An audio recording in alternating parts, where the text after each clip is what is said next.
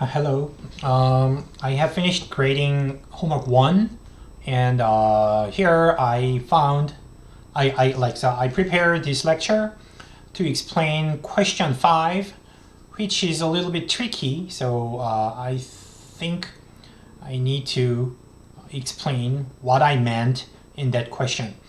And also I have to acknowledge that there were errors in the homework. So like this. So in question 2, you need to assume that two regressors have mean 0. And in question 3, the assumption had to be covariance, not simply expectation. So it's the difference between the mean variables and just variables. And so this happened. This kind of errors happen because I make up my own questions.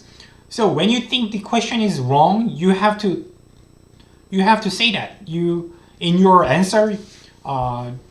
Say that why you think the question is wrong, or the question could be answered easily under additional assumptions. Then state that. So that will also show how well you understand the homework.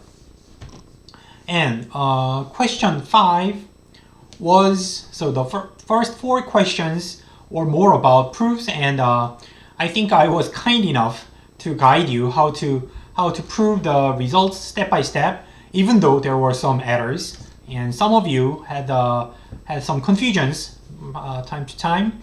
But question 5 was it's an applied question, and it's a very tricky question. And however, it is the most important one because you are going to use the model like question 5. In your data, you will have a lot of dummy variables, a lot of binary dummy variables. So you have to see what's going on there and how to utilize them in your regression model. So I'm going to have a special lecture on dummy variables, and I will fix I need to update that question for next year maybe. Let me start from a simpler version of the binary model. So we are going to start from a simpler example where y is the dependent variable is wage, denoted as y, and we have binary regressors in the data. Say M is an indicator for male and F is an indicator for female. So whether man or woman, so it's then obviously M and F are multicollinear. So M plus F equals 1 all the time.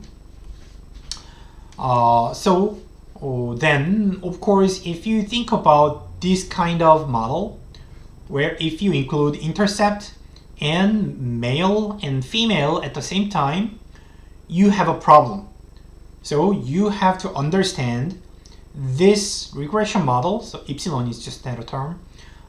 You have to see that there are 3 regressors, which is 1, M, and F. 1, M, F, and they are multicollinear. So from the very basic fundamental definition of multicollinearity, you have to say this. You have to. This is one possible mathematical definition. If there exist non-zero constants a, b, c, such that a times 1 plus b times m plus c times f equals 0. So this is exactly the definition of linear dependence in linear algebra, matrix algebra.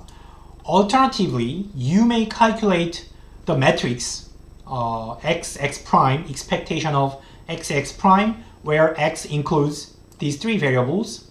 That is also possible, but I think in this example, this method will be easier to handle.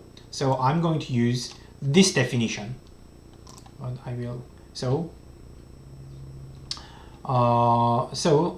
And because m plus f always equals to 1, because one is always man or female in the data, the equality holds with these specific constants. So -1, 1, 1. So this equality holds for these constants. So they are multicollinear. And so M and F can predict. So the two variables perfectly determines the other, right? So if you know M, then you know what's coming in F, right? If you know that someone is male, automatically he's not female. So in that sense, you know what happened, what's the value of F without looking at F, if you know M. So that's the definition of multicollinearity. So in this case, it's easy. So let me add a few more. Let me add explanations how we can understand this problem. What I recommend here is to think about the groups that is defined by the regressor, because that's a good an advantage of using a binary regressor, because you can simply divide the data into like some finite groups, so it is easier to think about what is going on. And so you have two groups, and so you can assume that you have two averages. So the average wage for women and average wage for men. We are using average because basically the regression is trying to explain the average. The variance is not of our interest at the moment. And so anyhow, from the data, you can calculate these two guys, and the model is just one way to write down those two averages. So for example, this is one feasible way, just dropping man. So you had to drop one of the three. So three variables together cause a problem. So you have to drop one of them. And if you drop M, then you will get this equation. It is feasible. This is okay. It works. So then you can write the conditional expectations, the group average, in this way. So the average wage for women, according to the model, can be written as alpha plus beta times 1, because for women, F takes 1, so plug 1 into F. So according to the model, you have alpha plus beta. But the average for man is simply alpha, because a man will have 0 in F, so this term will disappear. And of course, epsilon will disappear. It is an error term. So in the expectation, only alpha survives. So the average wage for man is alpha. So then now you see, as I said, this regression equation is just one way to write those two group averages using the regression parameters, right? It happened to be alpha and alpha plus beta, and later I will show you different ways to parameterize those group means. And then from this, it is easy to see what those two parameters imply. So alpha is obviously, trivially, the average for man. So the average wage for man is alpha, and beta is the wage premium for women relative to man. The premium can be negative, so I just call this premium. So difference between female and male, but the order is important. I'm looking at how much female receives more than male. So male is kind of the reference, and how much more female earns or less, that is beta. So given male, where is women?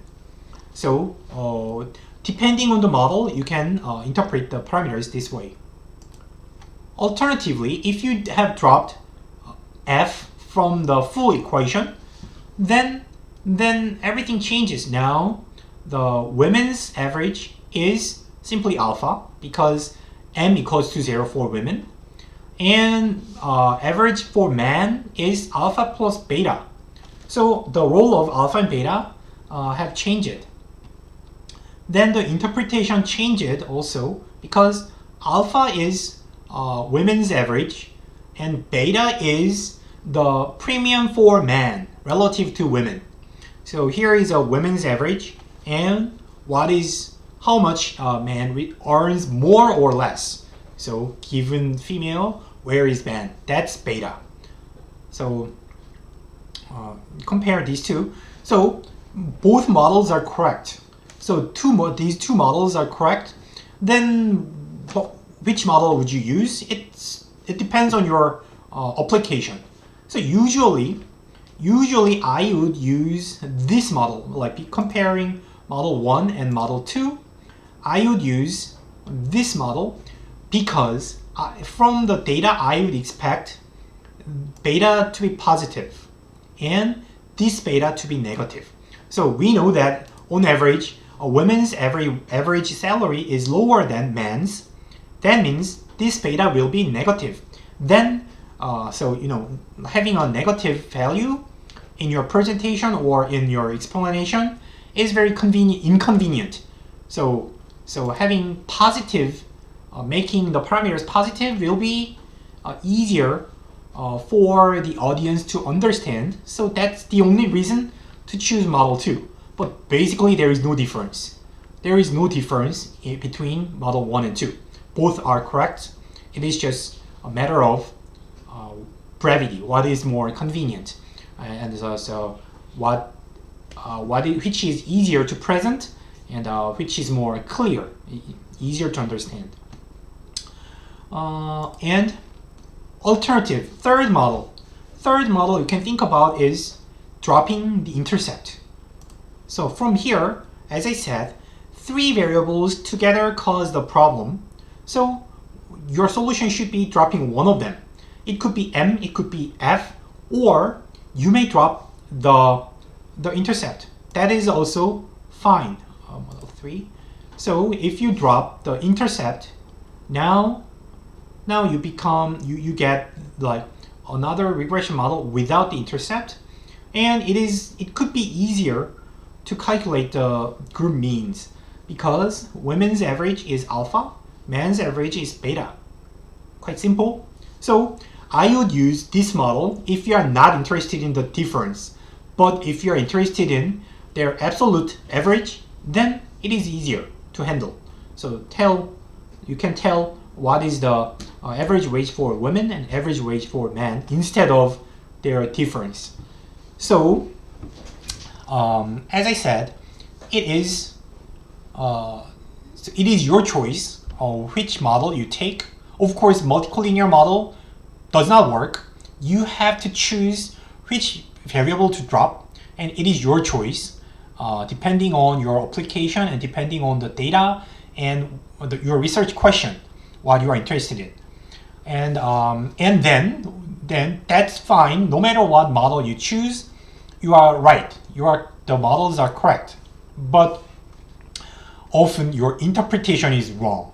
So if you use this, then your interpretation should be this way, not this way.